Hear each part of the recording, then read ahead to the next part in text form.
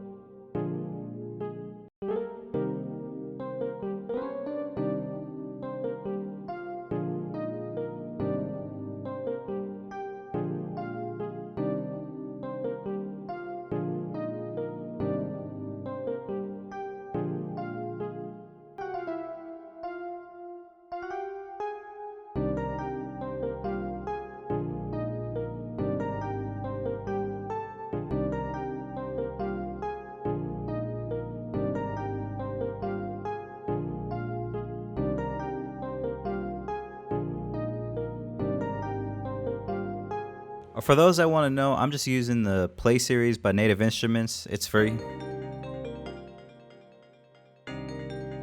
For bell sounds, I like to take away the bottom notes of the chord, and then when it comes to the top notes, I'll leave those normal, but the chords, I'll bring the velocity down so it's softer. I could kind of take away that delay from the bells in the VST, but I actually kind of like it.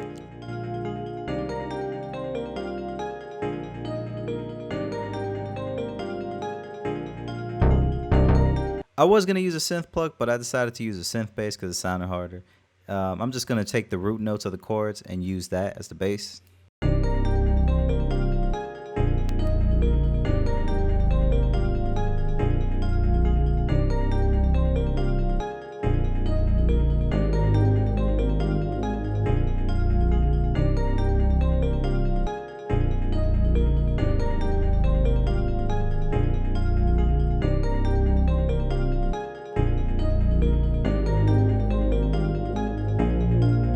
So for the sake of the video, because my CPU was acting up and I didn't want all that crackle, I decided to render the melodies to different waves and then bust them all into one mixer.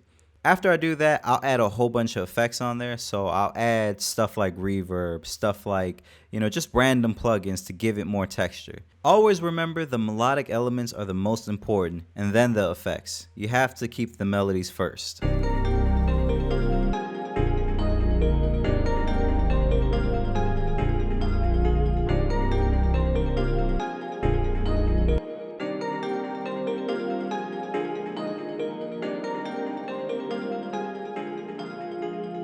Now to break down the effects, I wanted it to sound really sampled, so I used RC20, which is a great go-to. Then I used this random Waves plugin called the Chris Lord Algae Guitars. I just decided to flip through the presets just to see what feels right and sounds good. With this plugin, there's just a whole bunch of different effects, and it's not so perfectionist. Like, I'm not trying to be right there on the dot with the delays or even the reverb. Don't overthink it. If it sounds good, go with it. Next thing I decided to use was halftime, because I am going to use that in the arrangement, but also it does give a bit of bottom to it, so that way it sounds a lot fuller. And then I could just use the EQ to cut the low, so that way I get the fullness of the highs. Now the next thing I used was a stock Fruity Convolver. It's basically a real reverb and not algorithmic, meaning it's not computer based. It's realistic reverb because people went to chapels and they went to coliseums just to record it, because it can't be duplicated digitally. So this is what it sounds like before and after. With all these effects together, they create movement. There's a reason why I didn't turn off the delay, and I have a delay from a VST going on, and then even 2 reverbs. I want it to sound more sample than atmospheric.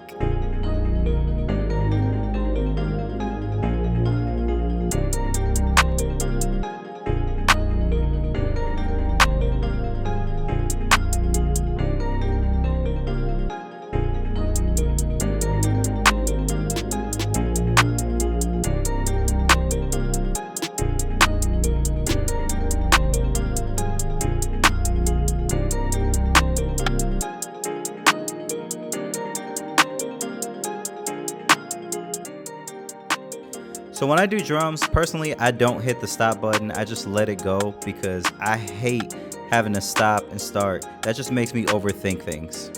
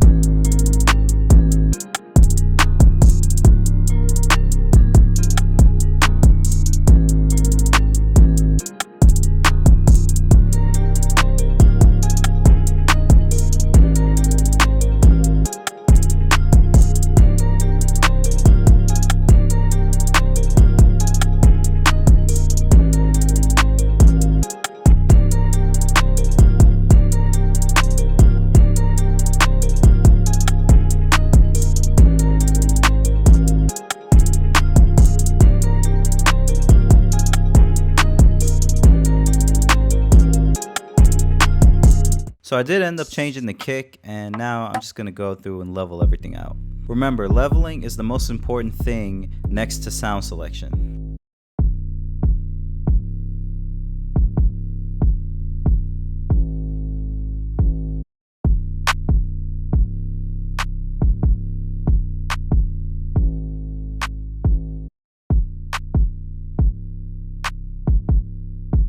Remember, there's no default way and there's no right or wrong way to mix. Everything is subjective and everything is a case-by-case basis. Just make sure your melodies are good and your drums are hitting and you have enough space for the artist. In this case, the effects are really going to be the thing that fill up the beat. So just like I explained all those effects earlier, all of them are going to create movement for ambient melodies.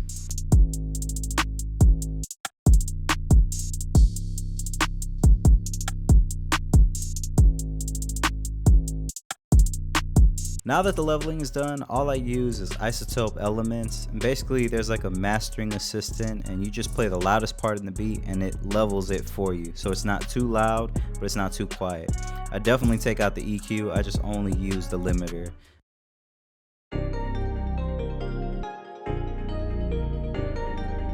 As far as the synth bass, sometimes I just wait to the end and just kind of gauge it from there, because I don't want it too loud, but I don't want it too quiet either.